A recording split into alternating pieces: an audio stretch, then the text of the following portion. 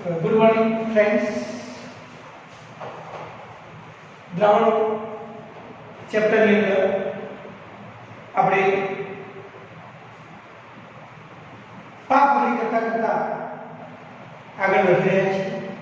દરરોજ કંઈક નવું શીખીએ છીએ, થિયરી શીખીએ છીએ, દાખલાઓ શીખીએ છીએ અને સરસ મજાની એક દુનિયામાં, એક નવી દુનિયામાં આપણે આગળ વધી રહ્યા છીએ.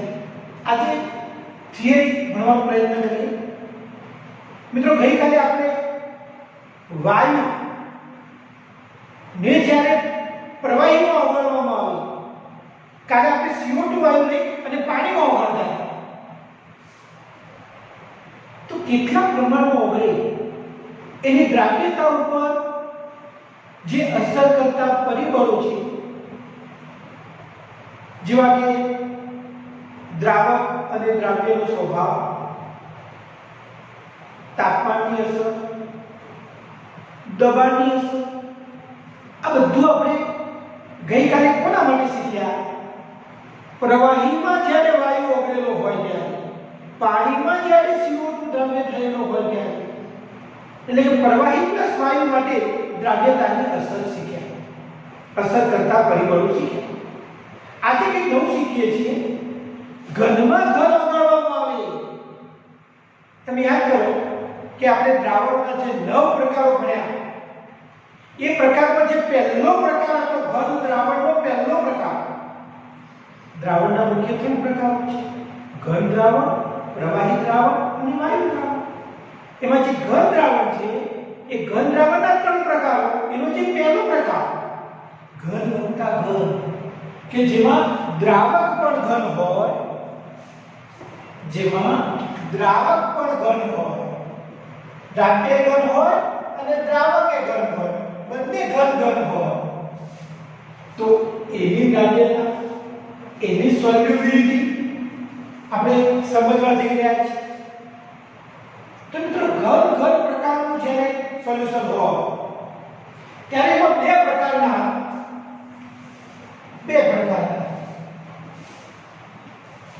દ્રાવણો બને. કયા બે પ્રકારના દ્રાવણો બને? એક તો વિસ્થાપિત ઘન દ્રાવણ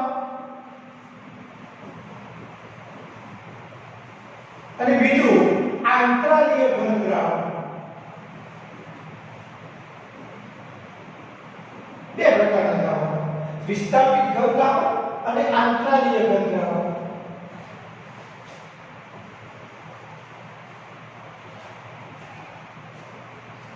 વિસ્થાપિત ઘન દ્રાવણ એટલે શું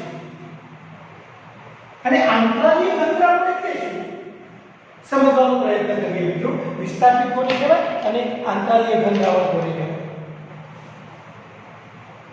અહીંયા મિત્રો એક હું આકૃતિ બનાવું છું અને આકૃતિ પરથી આપણે સમજીએ.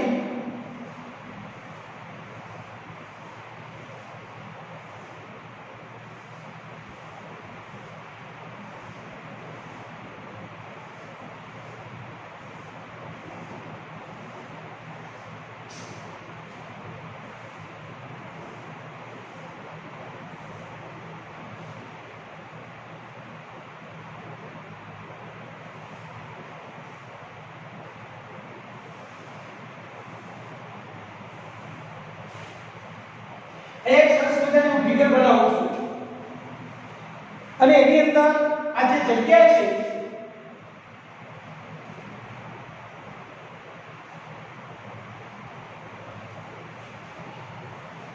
તો આ જે છે એ દ્રાવક છે, આ જે છે એ દ્રાવ્ય છે.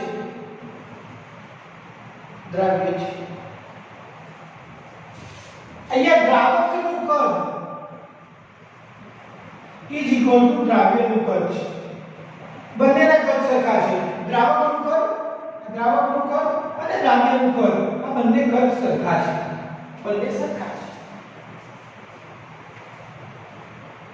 અહીં આખો જે ઘન પદાર્થ છે એ દ્રાવક વડે બનેલો છે. આ કાળા રંગના જે અણુઓ છે બધા દ્રાવકના અણુઓ છે અને એમાંથી કેટલાક દ્રાવકના અણુઓ નું વિસ્થાપન થાય, બહાર નીકળી જાય એની જગ્યાએ આ લાલ કલરના દ્રાવ્યના અણુઓ જો આવી જાય તો આવા પ્રકારની ઘન દ્રાવણને વિસ્થાપિત ઘન દ્રાવણ કહે છે, કારણ કે તેમાં દ્રાવકના કેટલાક અણુઓનું દ્રાવ્યના અણુઓ વડે વિસ્થાપન થયેલું છે. દ્રાવક નીકળી જાય છે, દ્રાવ્ય આવી જાય છે અને બંનેનું કદ લગભગ સમાન છે. તો આવા સમાન કદ ધરાવતા દ્રાવકના કેટલાક અણુઓનું દ્રાવ્યના અણુઓ વડે વિસ્થાપન થાય તો આવા દ્રાવણને વિસ્થાપિત ઘન દ્રાવણ તરીકે ઓળખવામાં આવે છે. અને ખાસ કરીને આપણે એક ઉદાહરણ શીખ્યા હતા પિત્ત. તો અહીંયા ઉદાહરણ તરીકે તમારે લેવું હોય તો દાખલા તરીકે પિત્ત. પિત્ત એ શેમાંથી બનેલી મિશ્ર ધાતુ છે? કોપર અને ઝીંકમાંથી. દાખલા તરીકે મોનલ મેટલ, દાખલા તરીકે બ્રોન્ઝ. આવી ઘણી બધી મિશ્ર ધાતુઓ એ વિસ્થાપિત ઘન દ્રાવણના ઉદાહરણ છે કે જેમાં દ્રાવક એ ઘન છે, જુઓ દ્રાવક એ ઘન છે અને દ્રાવ્ય ઘન છે, બંને ઘન છે. આ બેમાંથી બનેલી મિશ્ર ધાતુઓ છે. બ્રોન્ઝ, મોનલ મેટલ, પિત્તળ, જર્મન સિલ્વર.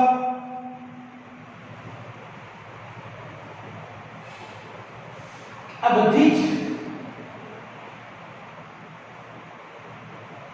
જે મિશ્ર ધાતુઓ છે એમાં દ્રાવક અને દ્રાવ્યના અણુઓનું કદ લગભગ સમાન હોય છે અને તેમાં દ્રાવકના કેટલાક અણુઓનું વિસ્થાપન થઈ તેની જગ્યાએ દ્રાવ્યના અણુઓ સ્થાન લે છે અને આવા પ્રકારના દ્રાવણને વિસ્થાપિત ઘન દ્રાવણ તરીકે ઓળખવામાં આવે છે. ક્લિયર કટ છે મિત્રો? બેના કદ સમાન હોય, દ્રાવકના અણુઓ જતા રહે એની જગ્યાએ દ્રાવ્યના અણુઓ જગ્યાએ, જો દ્રાવકના અણુઓ અહીંથી જતા રહે એની જગ્યાએ આ દ્રાવ્યના અણુઓ આવી ગયા. આવા દ્રાવણને વિસ્થાપિત ઘન દ્રાવણ કહેવાય. અહીંયા મિત્રો આપણે આકૃતિ બનાવીએ.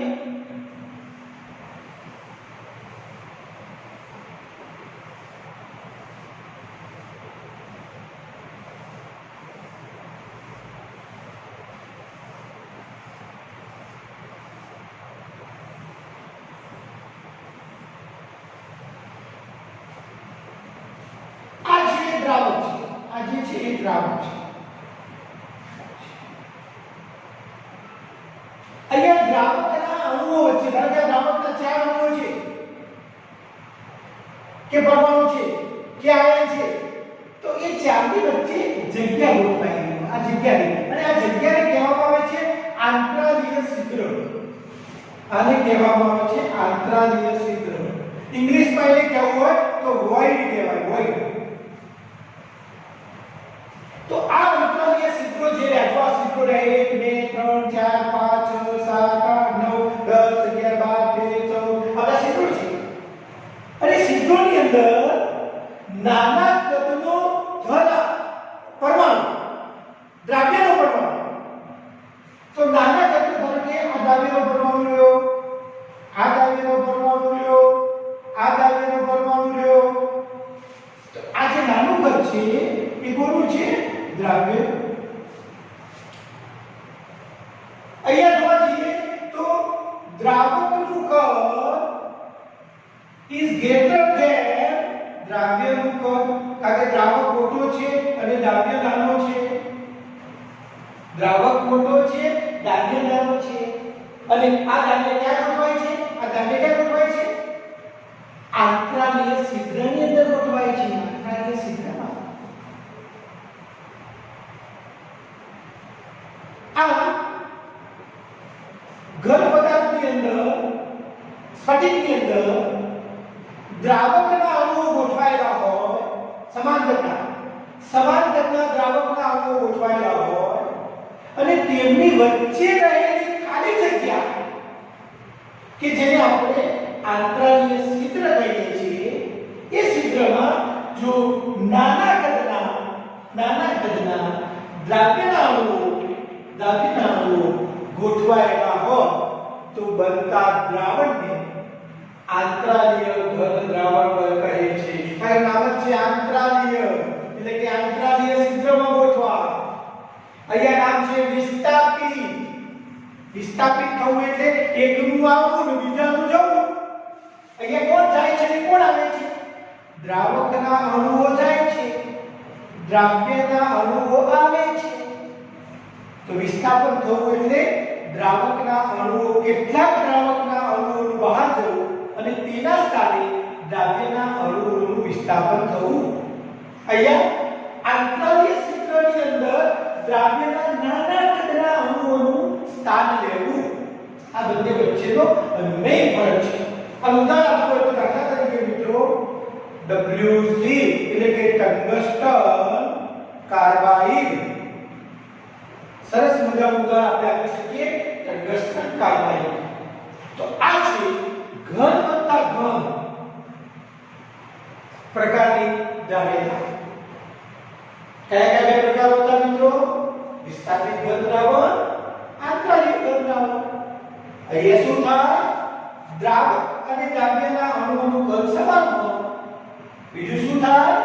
દ્રાવકના કેટલાક અણુઓનું વિસ્થાપન દ્રાવ્યના અણુઓ વડે થવાથી બનતી રચનાને વિસ્થાપિત ઘન દ્રાવણ કહે છે. એ બંનેના કદ સમાન હોય છે. દાખલા તરીકે મંગલ મેટલ, પિત્તળ, બ્રોન્ઝ, જર્મન સિલ્વર વગેરે વગેરે. અહીં શું થાય?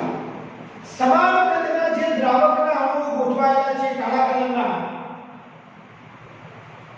એની વચ્ચે જે ખાલી જગ્યા છે એને આપણે આંતરાલીય છિદ્ર કહીએ છીએ. અને એ આંતરાલીય છિદ્રમાં નાના કદના દ્રાવ્યના અણુઓ,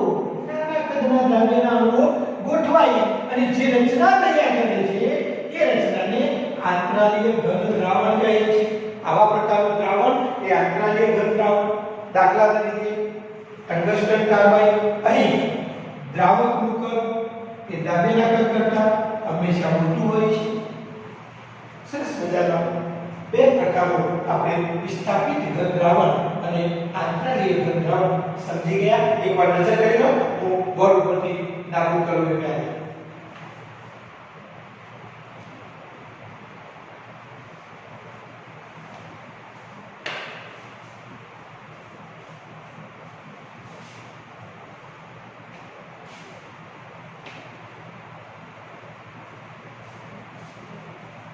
અને હવે મિત્રો હું અહીંયા બદલી નાખું છું. ઘન વત્તા પ્રવાહી. પ્રવાહી તરીકે અહીંયા લઈ લઈએ. ઘન અને પ્રવાહી ની દ્રાવ્યતા ખાંડ વત્તા પાણી આપણે લઈ લઈએ. ઉદાહરણ તરીકે આપણે લઈ લઈએ ખાંડ વત્તા પાણી. ખાંડ અને આ પાણી. ખાંડ શું છે? દ્રાવ્ય છે. પાણી શું છે? દ્રાવક છે. એની દ્રાવ્યતા સમજીએ. આની દ્રાવ્યતા સમજીએ.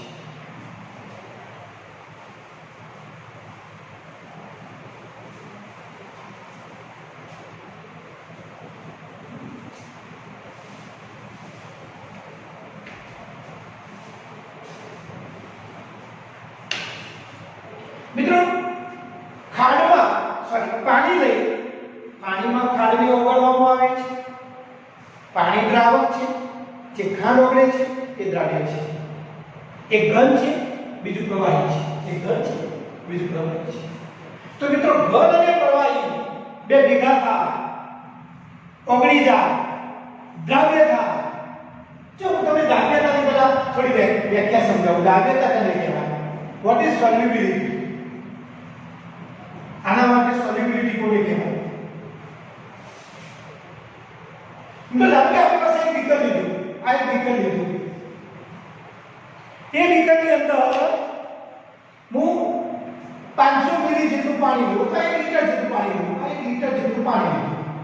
પાણી 1 લિટર લીધું છે. 1 લિટર જેટલું આપણે પાણી લીધું. એની અંદર હું ચમચી ભરીને ખાંડ ઓગાળું. અંદર થોડી ખાંડ નાખું. આની અંદર હું નાખું છું ખાંડ. ચમચી ભરી તે ચમચી લઈ અને ખાંડ નાખી, એક સ્પૂન નાખી હલાવી સળિયો રાખવો, એક સળિયો રાખવો, સળિયો છે દ્રાવણને હલાવવા માટેનો સળિયો છે. સળિયા દ્વારા હલાવી ખાંડ ઓગળી ગઈ, બીજી સ્પૂન ભરી નાખવું, પાછું હલાવી ઓગળી ગઈ, ત્રીજી સ્પૂન ભરી નાખવું, હલાવી ઓગળી ગઈ. એક સમય એવો આવ્યો કે જે સમયે ખાંડ ઓગળવાનું બંધ કરી દે છે અને નીચે થોડી ખાંડ પડી રહે છે, નીચે ખાંડ ઓગળ્યા વગરની પડી રહે છે, ઓગળ્યા વગરની પડી રહે કે થોડી વધારે થોડા પ્રમાણમાં. અને હવે જે દ્રાવણ બન્યું અંદર હવે જે દ્રાવણ બન્યું એ દ્રાવણને આપણે કહીએ છીએ સંતૃપ્ત દ્રાવણ. ઇંગ્લિશમાં એને કહેવાય સેચ્યુરેટેડ સોલ્યુશન. ઇંગ્લિશમાં એને કહેવાય સેચ્યુરેટેડ સોલ્યુશન, સંતૃપ્ત દ્રાવણ. તો કોઈ આપણને પૂછે સંતૃપ્ત દ્રાવણ એટલે શું? તો કે આપણે ભાઈ પ્રવાહી લેવાનું પાણી, એમાં ઘન પદાર્થો કરે છે, ધારો કે ખાંડ કરે છે, ઓગળી જાય. એક સમય આવે ઓગળવાનું બંધ કરી દે, નીચે પડી રહે પાણીની ખાંડ ઓગળવાની ક્ષમતા પૂરી થઈ ગઈ, કેપેસિટી પૂરી. અને કેપેસિટી પૂરી થઈ જાય પાણીની ખાંડ ઓગળવાની, અને એ સમયે ખાંડ થોડી પડી રહે, અને એ વખતે જે દ્રાવણ તૈયાર થાય એ દ્રાવણને આપણે સેચ્યુરેટેડ સોલ્યુશન અથવા સંતૃપ્ત દ્રાવણ તરીકે ઓળખીએ છીએ. અને આવા પ્રકારનું જે સંતૃપ્ત દ્રાવણ બન્યું હોય આ દ્રવ્યતા, અને એવી દ્રવ્યતા ઉપર અસર કરતા પરિબળો કયા, આના પર કયા પરિબળો અસર કરે? તો મિત્રો આના પર 3 પરિબળો અસર કરે. નંબર 1 આમાં કયા પરિબળો અસર કરે જોજો. નંબર 1 દ્રાવક અને દ્રાવ્યનો સ્વભાવ.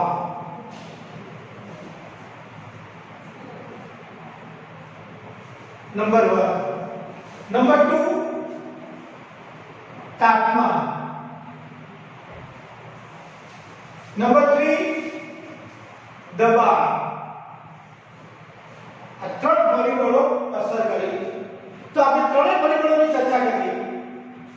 શું કહેવા માંગે છે મિત્રો? આપણી પાસે આ ખાંડ ઓગાળી છે પાણીમાં,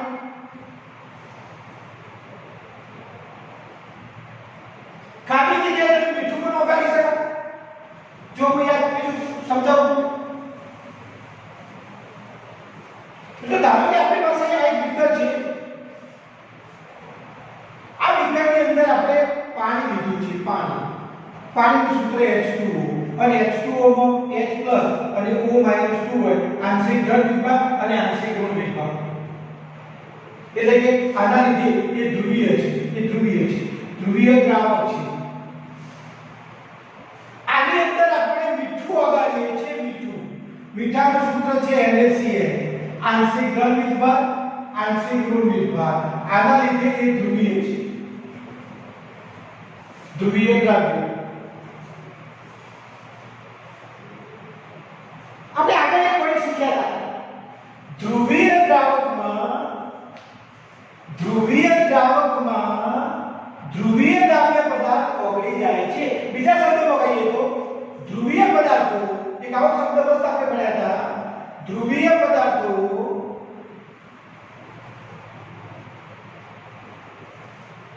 ધ્રુવીય દ્રાવકમાં ઓગળે છે.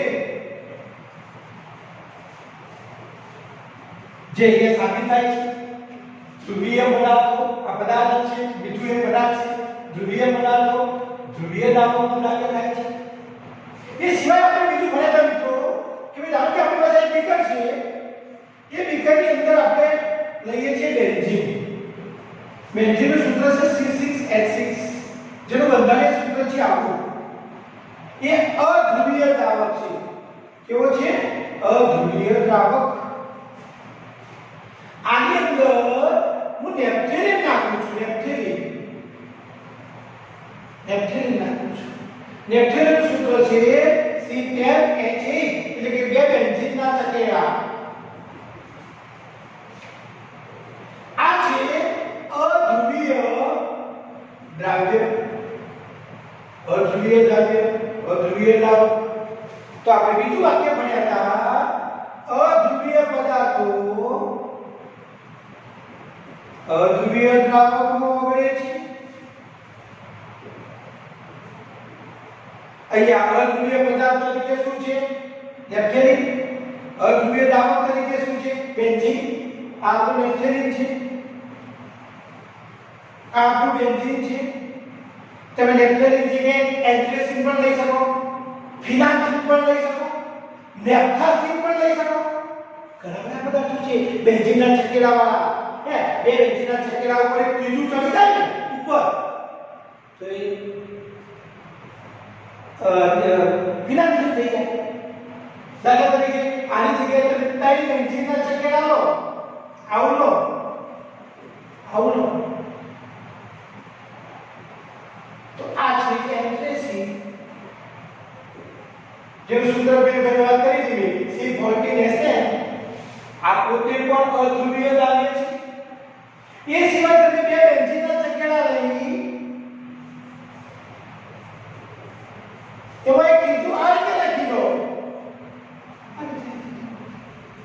તો આ છે આપણું ફિનેન્થ્રીન. ફિનેન્થ્રીન આનું સૂત્ર પણ છે C14SN. આના જેવું છે. એવા ચાર બેન્ઝીનનો ચકેડો બનેલો.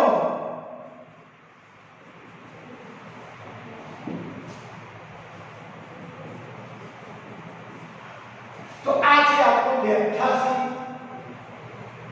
શું નેપ્થેલિન, એન્થ્રેસીન, ફિનેન્થ્રીન, નેપ્થાસીન. આ ઘણા બધા આવા ઘણા બધા હાઇડ્રોકાર્બન ચેપ્ટરની અંદર ધોરણ 11 સાયન્સની અંદર આ બધી વસ્તુ આપણે થોડા શીખી ગયા છીએ. અને બીજું 12 સાયન્સમાં ઓર્ગેનિકની અંદર આપણે ડિટેલમાં ભણીશું.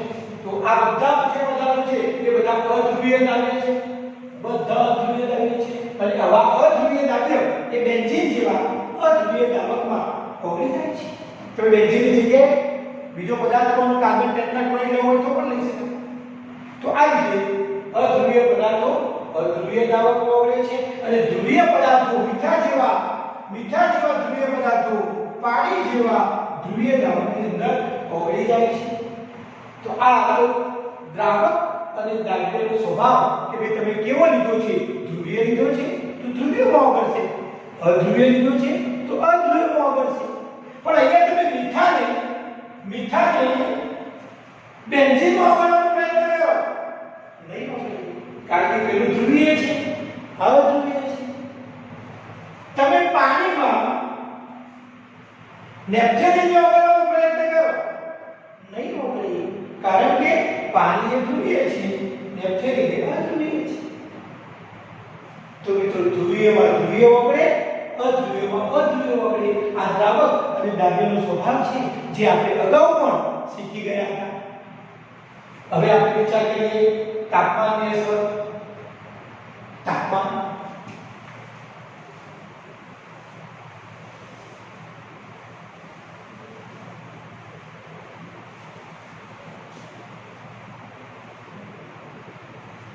હવે આપણે વાત કરીએ છીએ તાપમાનની અસર.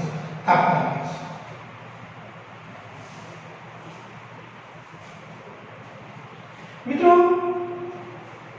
ખાંડ વત્તા પાણી એટલે કે પ્રવાહી વત્તા ઘન, એટલે પ્રવાહી ઘનમાં તમે પ્રવાહી નાખ્યું છે અને એમાંથી દ્રાવણ બનાવ્યું છે.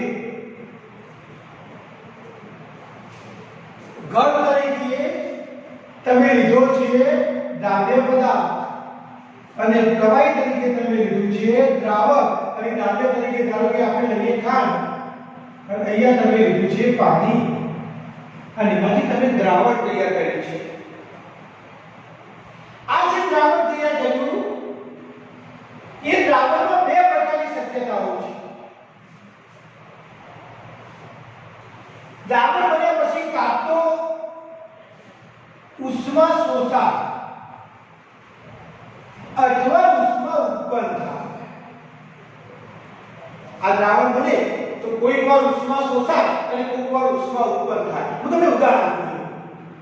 દાખલા તરીકે તમે અહીંયા ગ્લુકોઝ લો, ગ્લુકોઝને પાણીમાં ઓગાળો તો સરસ મજાનું ઠંડુ દ્રાવણ બને છે. ગ્લુકોઝ પાણીમાં ઓગળે, દવાખાનામાં તમને યાદ હોય તો આપણે દર્દીઓને પાઈએ છીએ જેને એનર્જી ઘટી ગઈ હોય, શક્તિ લાવવી હોય, તરત જ શક્તિનું ઉત્પાદન કરવું હોય તો આપણે ગ્લુકોઝનું પાણી પીએ છીએ. અને ગ્લુકોઝને જ્યારે પાણીમાં ઓગાળવામાં આવે ત્યારે ઠંડક ઉત્પન્ન થાય. કેમ? કે આ ઉષ્માનું શોષણ થાય છે અને આવી પ્રક્રિયાને ઉષ્મા શોષક પ્રક્રિયા કહે છે. ઉષ્મા શોષક પ્રક્રિયા. પણ તમે ચૂનાને પાણીમાં ઓગાળો, કેલ્શિયમ હાઇડ્રોક્સાઇડ અથવા કેલ્શિયમ ઓક્સાઇડ, કેલ્શિયમ ઓક્સાઇડ એટલે કઈ ચૂનો અને કેલ્શિયમ હાઇડ્રોક્સાઇડ એટલે ફોડેલો ચૂનો, CaOH તો ગરમી ઉત્પન્ન થાય છે. ચૂનાને પાણીમાં નાખીએ તો અંદર આગ ના થાય, દાજી જવા, ગરમી ઉત્પન્ન થાય. તો એવી પ્રક્રિયા એ ઉષ્મા ક્ષેપક પ્રક્રિયા છે. હવે જો પ્રક્રિયા ઉષ્મા શોષક હોય અને તમે તાપમાન વધારો, જો આ પ્રક્રિયા ઉષ્મા શોષક હોય અને તમે તાપમાન વધારો, આ પ્રક્રિયા ધારો કે ઉષ્મા શોષક છે, આ બધું પ્લસ Q એટલે ઉષ્મા શોષક છે, અને તમે તાપમાન વધારો તો શું થાય? તો મિત્રો પ્રક્રિયા પુરોગામી દિશામાં થાય. આમ થાય પ્રક્રિયા, તો પ્રક્રિયા પુરોગામી દિશામાં થાય અને નિપજ વધે, નિપજનું પ્રમાણ વધે. અને જો નિપજ વધે તો સંતુલન અથવા કેસીનું મૂલ્ય પણ વધે. ધોરણ 11 સાયન્સમાં સંતુલન ચેપ્ટરની અંદર આપણે શીખી ગયા છીએ, લસક્રિયના સિદ્ધાંત બધું શીખી ગયા છીએ કે નિપજ વધે તો સંતુલન અથવા કેસીનું મૂલ્ય પણ વધે.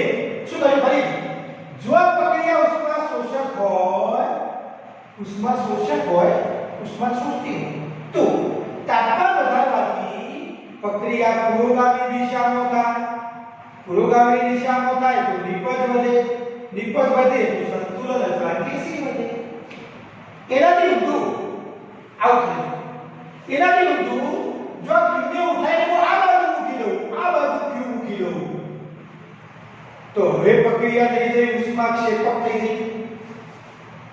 અને ઉષ્માક્ષેપક માટે જો તમે તાપમાન વધારો તો પ્રક્રિયા ઊંધી થાય, આમ થાય. એટલે કે પ્રક્રિયા પ્રતિગામી દિશામાં થાય. અને જો પ્રક્રિયા પ્રતિગામી દિશામાં થાય તો આમ થાય તો નિપજ ઘટે, અને નિપજ ઘટે તો સંતુલન અથવા કેસીનું મૂલ્ય પણ ઘટે. શું થયું? ઉષ્માક્ષેપક પ્રક્રિયા જો હોય અને જો તાપમાન વધારવામાં આવે તો પ્રક્રિયા ઊંધી દિશામાં થાય છે, પ્રતિગામી દિશામાં થાય છે. પરિણામે દ્રાવણમાં જે ઓગળેલું મીઠું છે, ખાંડ છે એ પાછી આવી જાય છે. અર્થાત નિપજનું પ્રમાણ ઘટી જાય છે. દ્રાવણમાં જે નિપજ છે એનું પ્રમાણ ઘટી જાય છે અને તેથી સંતુલન અથવા કેસીનું મૂલ્ય પણ ઘટે છે. જો કેવું સરસ મજાનું કેમિસ્ટ્રી છે મિત્રો. આ તાપમાનની અસર. હવે મિત્રો સમજી રહ્યા છીએ દબાણની અસર. એ પહેલા એક વખત જોઈ લો ફરીથી એકવાર. જો અહીંયા Q લખીએ તો પ્રક્રિયા ઉષ્મા શોષક કહેવાય. અને ઉષ્મા શોષક હોય અને તાપમાન વધારીએ તો પ્રક્રિયા આમ થાય, પુરોગામી દિશામાં. અને જો પુરોગામી દિશામાં થાય તો નિપજ વધી જાય, કેસી વધી જાય. પણ જો Q તમે આ બાજુ લખો તો પ્રક્રિયા ઉષ્માક્ષેપક કહેવાય. અને ઉષ્માક્ષેપક હોય અને તમે તાપમાન વધારો તો પ્રક્રિયા ઊંધી થાય એટલે પ્રતિગામી દિશામાં થાય. અને જો પ્રતિગામી દિશામાં થાય તો નિપજ ઘટી જાય. દ્રાવણમાં આવેલી જે ખાંડ છે એ ખાંડ પાછી આવી જાય. અને પરિણામે નિપજ ઘટી જાય કેસી નું મૂલ્ય ઘટી જાય. આ તો એક સરસ મજાની તાપમાનની અસર. અને હવે સમજવા જેવી આ છે મિત્રો દબાણની અસર. શેની અસર? દબાણની અસર. હવે આપણે મિત્રો આ બંધ પાત્રની અંદર ખાંડ વત્તા પાણી છે. ખાંડને પાણીમાં ઓગાળેલી છે. બંધ પાત્રની અંદર ખાંડને પાણીમાં ઓગાળેલી છે. હવે આ ઘન છે, આ પ્રવાહી છે. હવે તમે આની અંદર બહારથી પ્રેશર વધારો છો, દબાણની અસર કરીએ છીએ. P ની અસર, આ T ની અસર હતી. દબાણ વધારીએ છીએ. હવે આપણે જાણીએ છીએ મિત્રો ઘન પર દબાણની અસર ન થાય તો દબાણની અસર નહિવત થાય છે.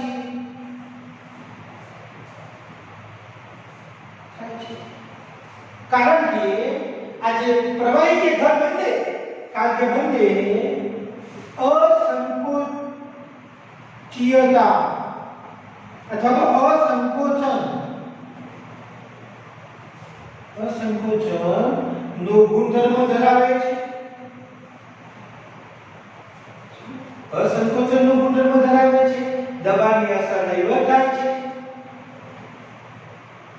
મીન્સ કે દબાણની કોઈ અસર થતી નથી. અહીં તો કેવું થતું? ઉષ્મા શોષક માટે તાપમાન વધે તો નિપજ વધે અને ઉષ્મા ક્ષેપક માટે તાપમાન વધે તો નિપજ ઘટે. કેવું થતું? અહીંયા એવું નથી થતું. અહીંયા દબાણ વધારવામાં આવે તો ઘન ઉપર દબાણની અસર ન થાય, બહુ પ્રવાહી ઉપર પણ દબાણની બહુ અસર ન થાય. તો ઘન કે પ્રવાહી બંને ઉપર દબાણની અસર બહુ નહિવત થાય છે. તમને યાદ હોય તો 1000 bar દબાણ વધારીએ તો એના કદમાં માત્ર 0.04% જેટલો ફરક પડે. 1000 bar દબાણ વધારીએ પ્રવાહી માટે તો અહીંયા દબાણની અસર ખૂબ જ નહિવત થાય છે. અને તે અસંકોચનનો ગુણધર્મ ધરાવે છે. એટલે કે દબાણની કોઈ ખાસ ફરક પડતો નથી. therefore દબાણને લીધે કોઈ ખાસ ફરક પડતો નથી. આ ત્રણ મુદ્દા યાદ રાખવાના. દબાણની અસર નહિવત થાય છે, ઘન અને પ્રવાહી બંને અસંકોચનનો ગુણધર્મ ધરાવે છે અને દબાણને લીધે કોઈ ખાસ અસર થતી નથી. તો મિત્રો આ હતી આપણી દબાણની અસર. હવે ત્રણેય અસરો ભણ્યા. ઘન અને પ્રવાહી માટે, ખાંડ અને પાણી માટે, દ્રાવક અને દ્રવ્યનો સ્વભાવ શીખ્યા. એમાં ધ્રુવીય, અધ્રુવીય શીખ્યા. તાપમાનની અસર શીખ્યા. એમાં ઉષ્મા શોષક અને ક્ષેપક માટે તાપમાન વધારીએ તો શું થાય તે શીખ્યા. અને દબાણની કોઈ અસર થતી નથી કારણ કે અસંકોચનનો ગુણધર્મ ધરાવે છે, અસંકોચીયતાનો ગુણધર્મ ધરાવે છે.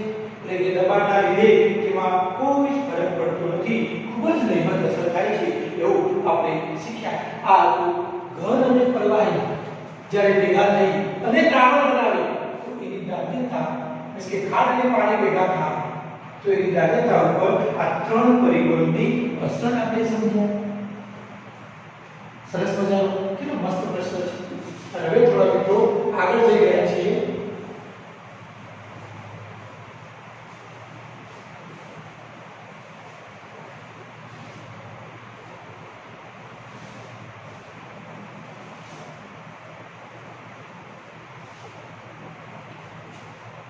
હવે થોડા આગળ જઈ રહ્યા છીએ. સરસ મજાના નિયમો શીખવા છે આપણે. રાઉન્ડનો નિયમ શીખવો છે, ઉત્કલન બિંદુ ઉન્નયન શીખવું છે, ઠાર બિંદુ અવનયન શીખવું છે. એ બધું શીખીએ એ પહેલા એક નાનો મુદ્દો શીખી લઈએ અને એ છે સંખ્યાત્મક ગુણધર્મો કોને કહે છે.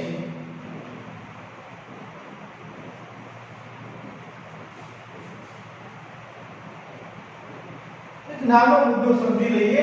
સંખ્યાત્મક ગુણધર્મ એટલે શું, કોને કહેવાય? સંખ્યાત્મક ગુણધર્મો કોને કહેવાય? મિત્રો આ બીજર લઈ લો, એમાં હું પાણી લઈ લઉં, મીન્સ કે દ્રાવક લઈ લઉં, દ્રાવક એની અંદર હું દ્રાવ્ય પદાર્થ ઓગાળું છું, અંદર ઓગાળું છું દ્રાવ્ય પદાર્થ, તો અંદર જે તૈયાર થઈ જશે એ સરસ મજાનું દ્રાવણ તૈયાર થઈ જશે, સમાન દ્રાવણ તૈયાર થઈ જશે. તો દ્રાવકમાં દ્રાવ્ય ઓગળી, દ્રાવકમાં દ્રાવ્ય ઓગળી જ્યારે દ્રાવણ બને છે ત્યારે દ્રાવણ બને છે ત્યારે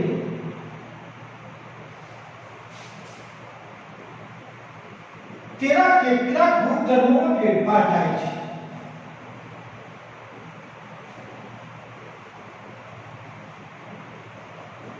શું કરી ફરીથી?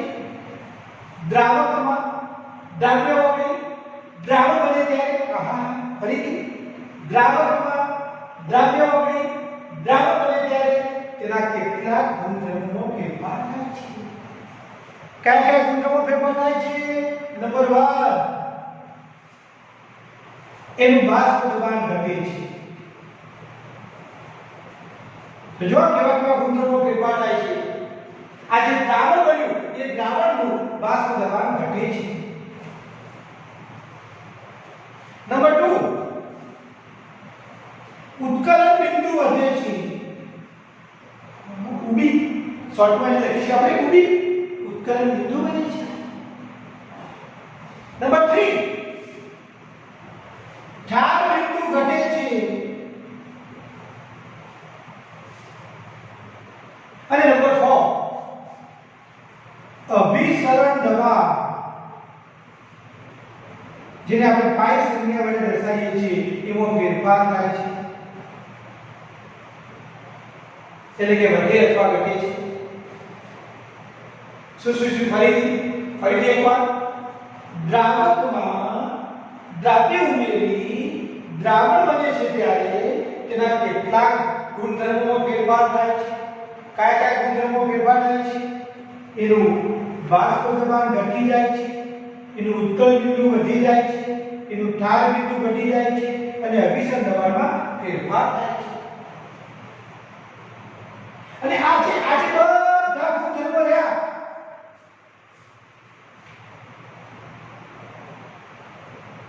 એ શેના ઉપર કેમ આવું થાય છે? આ બધાને કહેવામાં આવે છે સંખ્યાત્મક ગુણધર્મો. સંખ્યાત્મક ગુણધર્મો કહે છે આ બધાને. અને સંખ્યાત્મક ગુણધર્મો એ કોના પર આધાર રાખે છે? અંદર જે ઓગળનાર દ્રાવ્ય છે એ દ્રાવ્યના સ્વભાવ પર આધાર રાખતા નથી. આ દ્રાવ્યનો એના સ્વભાવ ઉપર આધાર ન રાખે તો કોના પર આધાર રાખે?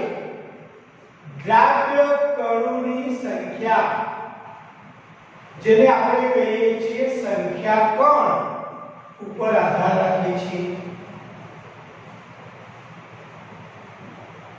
દ્રાવ્યમાં આવા ગુણધર્મોને સંખ્યાત્મક ગુણધર્મો કહે છે.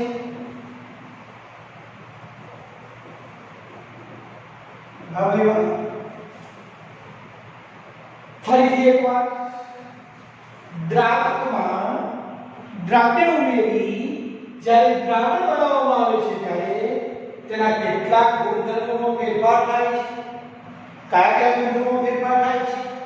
બાષ્પ દબાણ ઘટી જાય છે, ઉત્કલ બિંદુ વધી જાય છે, ઠાર બિંદુ ઘટી જાય છે અને અભિસરણ દબાણમાં ફેરફાર થાય છે. અને આ બધાનો આધાર એ દ્રાવ્યના સ્વભાવ ઉપર રાખતો નથી તો કોના પર આધાર રાખે છે? તેમાં ઓગળેલા દ્રાવ્ય કણોની સંખ્યા એટલે કે સંખ્યા કણ પર આધાર રાખે છે. હું તમને એક ઉદાહરણ આપું એટલે વધારે ખબર પડે. દાખલા તરીકે મિત્રો અહીંયા આપણે ગ્લુકોઝ ઓગાળીએ,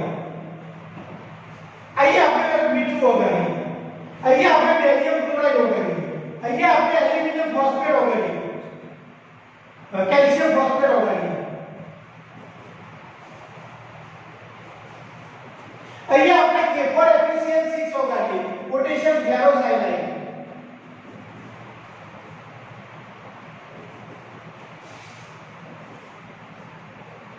પાણીમાં દ્રાવક તરીકે હું પાણી લઈ લઉં પાણીમાં ગ્લુકોઝ ઓગાળીએ છીએ 1 બીકરમાં 1 બીકરમાં પાણીમાં મીઠું ઓગાળીએ છીએ 1 બીકરમાં પાણીમાં બેરિયમ ક્લોરાઇડ ઓગાળીએ છીએ 1 બીકરમાં પાણીમાં કેલ્શિયમ ફોસ્ફેટ ઓગાળીએ છીએ અને 1 બીકરમાં પાણીમાં પોટેશિયમ ફેરોસાયનાઇડ આ નામ છે મિત્રો પોટેશિયમ ફેરોસાયનાઇડ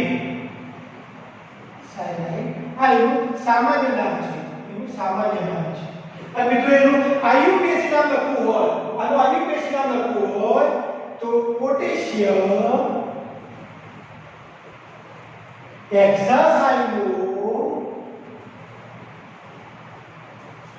આનું બને છે ફેરેટ અને ફેરેટ ની શરીરતા 6 મળી જાય તો 2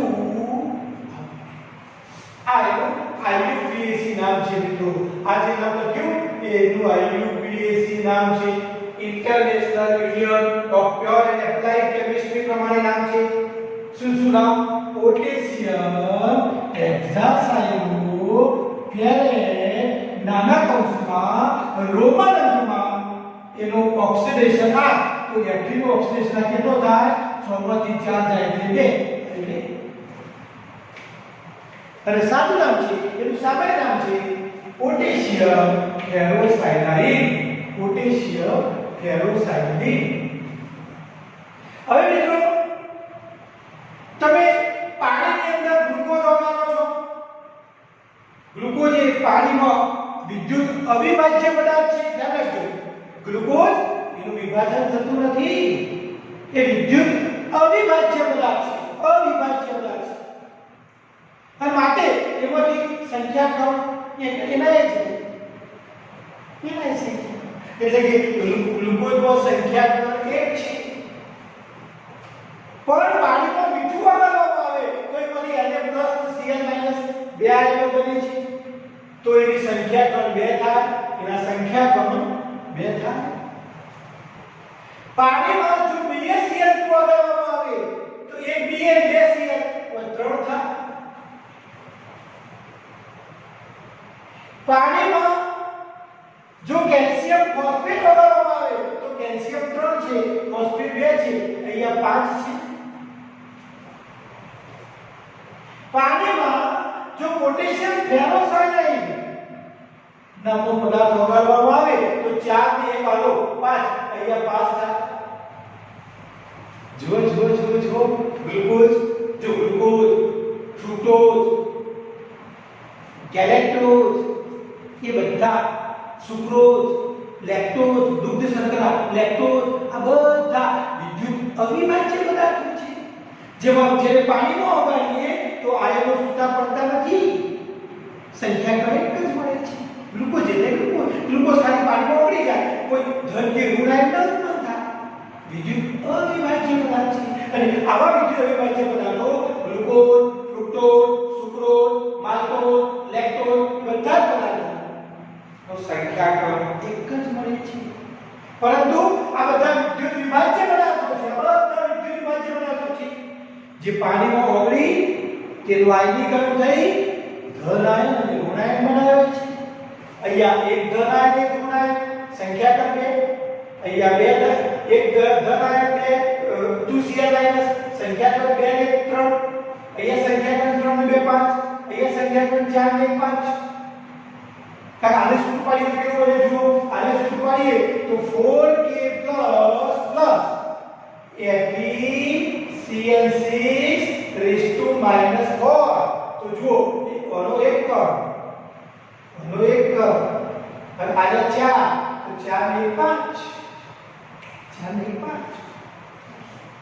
તો મિત્રો સ્વભાવ ઉપર આધાર ન રાખે સંખ્યા પર આધાર રાખે આજે બધી ગણતરી કરી 1 2 3 5 એ બધી સંખ્યા કર છે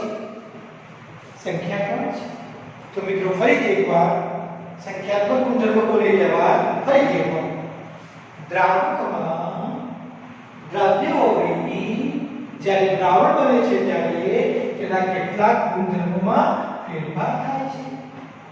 બાષ્પ દબાણ ઘટે છે, ઉત્કલ બિંદુ વધે છે, ઠાર બિંદુ ઘટે છે, અભિસંધ દબાણમાં ફેરફાર થાય છે. તમે કહો આ બધું શું છે?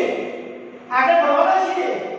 ઉત્કલ બિંદુ ભણવાના છીએ, ઠાર બિંદુ ભણવાના છીએ, અભિસંધ દબાણ ભણવાના છીએ, બાષ્પ દબાણ ભણવાના છીએ. આ બધું જ ભણવાના છે. આના માટે રાઉટનો નિયમ ભણવાના છીએ. બધું જ ભણવાના છે. આ બધા જે ગુણધર્મો છે એને સંખ્યાત્મક ગુણધર્મો કહે છે. અને આ સંખ્યાત્મક ગુણધર્મો એ વાયુના સ્વભાવ પર આધાર દ્રાવ્યના સ્વભાવ પર આધાર રાખતા નથી, પણ તેમાં ઓગળેલા જે દ્રાવ્ય છે એની સંખ્યા કણ પર આધાર રાખે છે. તો સંખ્યા કણ આપણે સમજાવી. કેવી રીતે સમજાવી? ભાઈ પાણીમાં જો ગ્લુકોઝને ઓગળીએ તો એક સંખ્યા કણ, પાણીમાં મીઠાને ઓગળીએ બે સંખ્યા કણ, પાણીમાં બેરિયમ ક્લોરાઇડ ઓગળીએ ત્રણ સંખ્યા કણ, પાણીમાં કેલ્શિયમ ફોસ્ફેટ ઓગળીએ પાંચ સંખ્યા કણ, અને પાણીમાં પોટેશિયમ પેરોસાયનેટ ઓગળીએ તો તેમાં પણ પાંચ સંખ્યા કણ. તો આ જે સંખ્યા કણ પર આધાર રાખતો ગુણધર્મ છે એને આપણે સંખ્યાત્મક ગુણધર્મ તરીકે ઓળખીએ છીએ. કેટલો સરસ મજાનો પ્રશ્ન આપણે નજરો સામેથી પસાર થઈ રહ્યો છે. સરસ મજાનો પ્રશ્ન. આજે સરસ મજાની આપણે ત્રણ થિયરી શીખ્યા. ઘન વત્તા ઘનની દ્રાવ્યતા, જેમાં વિસ્થાપિત અને અંતરાલીય ઘન દ્રાવણ હોય. બીજું આપણે શીખ્યા ઘન અને પ્રવાહી ખાંડમાં પાણી ઓગાળીએ તો પેલા ત્રણ પરિબળો શીખ્યા: દ્રાવક અને દ્રાવ્યનો સ્વભાવ, તાપમાનની અસર, દબાણની અસર. અને ત્રીજો એક ટૂંકો પ્રશ્ન શીખ્યા સંખ્યાત્મક ગુણધર્મો એટલે શું. અને આ શબ્દોની માયાજાળમાં ફસાવવા માટે હું તમને નેક્સ્ટ વિડિયોમાં લઈ જવાનો છું.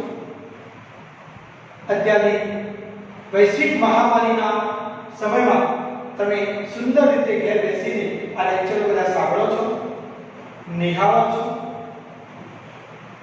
એના વ્યૂઝ આપો છો, તમને મજા આવે છે, સરસ મજાના લેક્ચરનો તમે આનંદ ઉઠાવો છો.